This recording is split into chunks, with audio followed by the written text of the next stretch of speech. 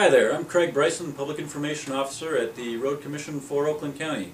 With me today is Darryl Heid, the Director of the Highway Maintenance Department at the Road Commission for Oakland County. In light of the big storm we had in Oakland County the week of December 12th, there have been a lot of questions about how we make decisions about when to send out our snow and salt trucks, how we decide how many to send out, those kinds of things. So today, we'd like to take a little time and explain how that process works.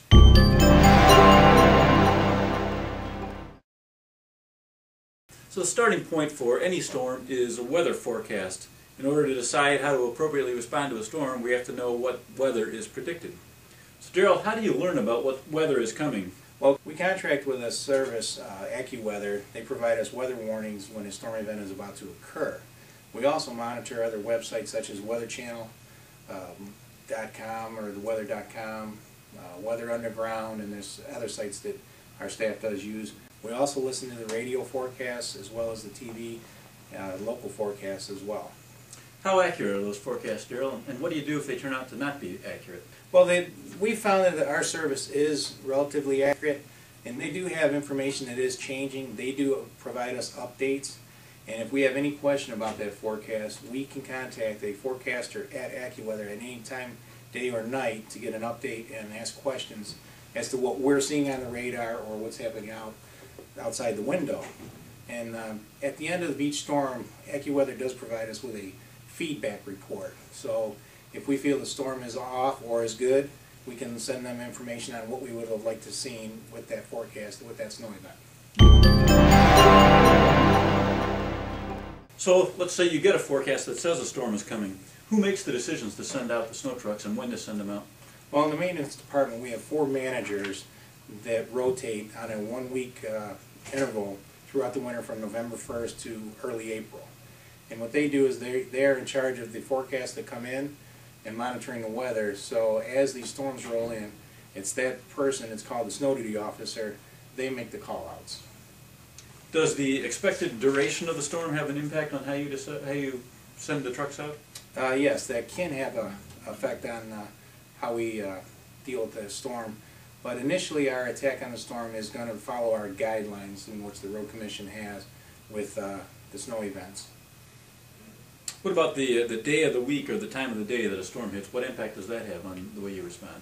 Well, obviously on weekends we don't have the traffic volumes out on the road, so we will have a lower level of service, and that'll allow us to work around the clock a little more easily. But during the week, our goal is to have the morning rush and evening rush roads as clear as possible. Now, the timing of this could be critical because our drivers can work 16 hours at a time before requiring a 5.5-hour break. Now, if a storm comes in at 8 p.m., say the night before, the morning rush hour of the following day will be covered. But now these employees are going home at noon. The rush hour in the evening will be a little tougher for us. Okay. Many people probably have heard that we are down staff from where we were, for example, in 2007. We're down 108 employees today from the 2007 levels. Of those, nearly 50 of them are snowplow drivers or salt truck drivers. What are the challenges associated with making sure we have enough drivers on the road when we know we've got fewer drivers than we used to have? Well, and that is a tough part now. When we were fully staffed, that wasn't much of an issue. We had 190 employees to assist in removal of snow. With the lack of 50 employees, we now have to really be careful on how we manage the storm event. If it's a long duration storm, we want to ensure that we do have coverage throughout that storm.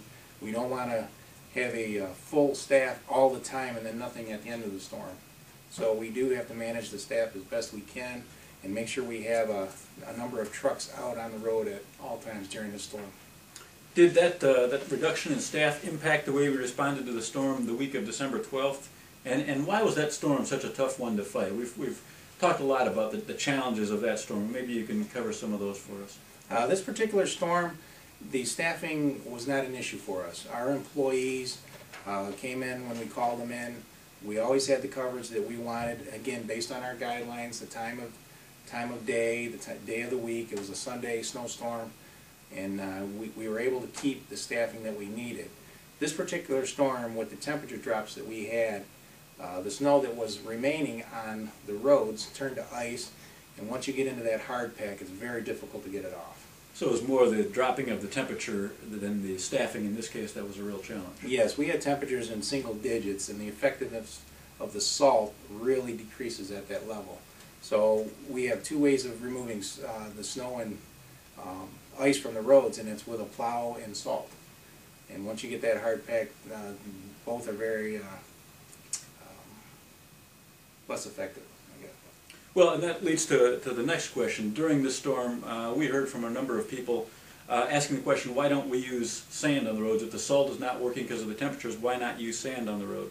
Well, sand can provide a quick-term fix. It will texture the icy surface for a while, but once that ice or snow is removed, you'll have three issues to deal with the sand. One is the surface where the pavement and the sand is. You'll have a loss of friction.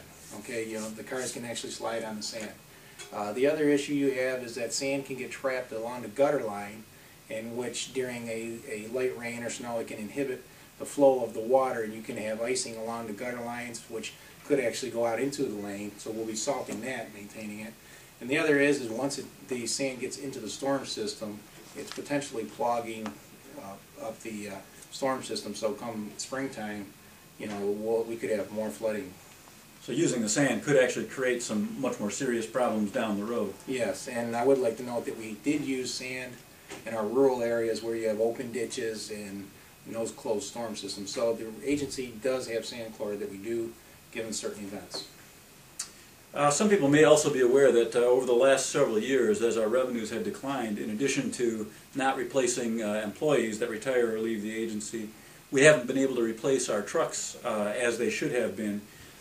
What's been the impact of that on the agency and our ability to respond to storms? Well, that has impacted our ability to fight winter storm event, especially a long duration.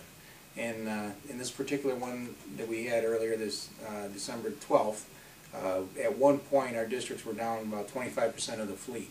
You've got mechanical breakdowns, hose breakdowns. It's a very harsh environment that our trucks are going through there. They're out in probably the worst conditions that vehicles should be out in. But I'd like to give kudos to our mechanics. They're fighting an uphill battle. They are short-staffed. They are part of the 108 employees that we do not have anymore. But the mechanics who came in and worked did their best to get our trucks back out on the road. Very good. So the trucks are breaking down more frequently. They're older trucks, and we've got fewer mechanics to fix them. That's a challenge.